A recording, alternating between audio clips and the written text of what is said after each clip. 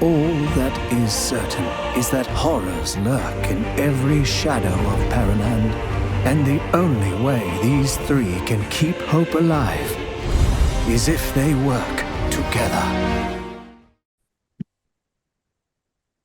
Paraland the prologue.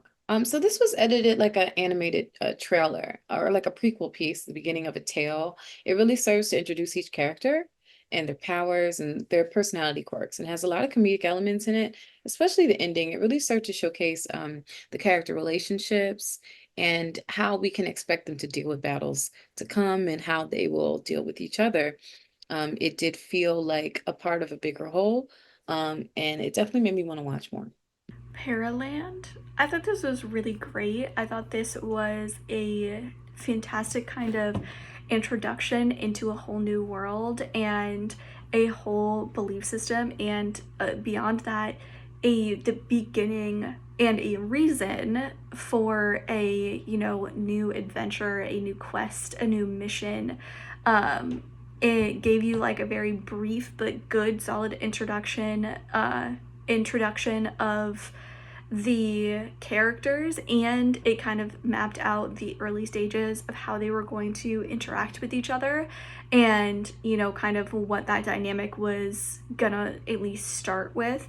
And so I think that they laid the groundwork really, really well, because you got a lot of information and background in this, but it also gave you enough kind of action and enough, like I said, interaction between the three kind of heroes to initially hook you to want to kind of go on this adventure with them, want to find out more, want to figure out if they're ever going to learn to work together, want to figure out what the prophecy and all of that fun stuff is. And so I think that this did a really great job of getting the audience's kind of toes wet and giving them enough to be interested and enough to hook, while still giving them a lot of the kind of background necessary world building type of information.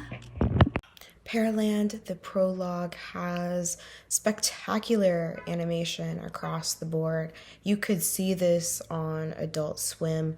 You could see this as a Fox animation, clear as day.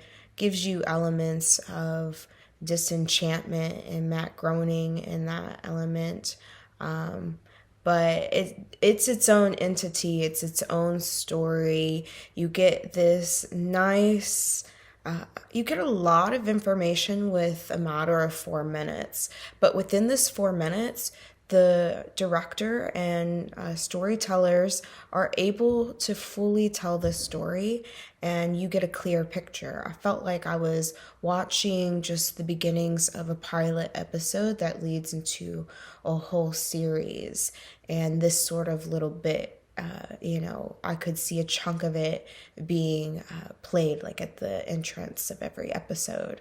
And so you get a really nice, clear idea of the world and the world that is being developed. And then we're introduced to our three characters. And within these three characters, we get just a brief encounter and experience of them separately taking out this bad guy, and then they all want to come together, and through just one interaction of an experience, you sort of get to see all three of the characters be able to interact and have this nice little exchange, therefore really setting the tone as to what's to come ahead and be forth and what the story could potentially see. There are definitely different scenarios and stories that could be played within this universe.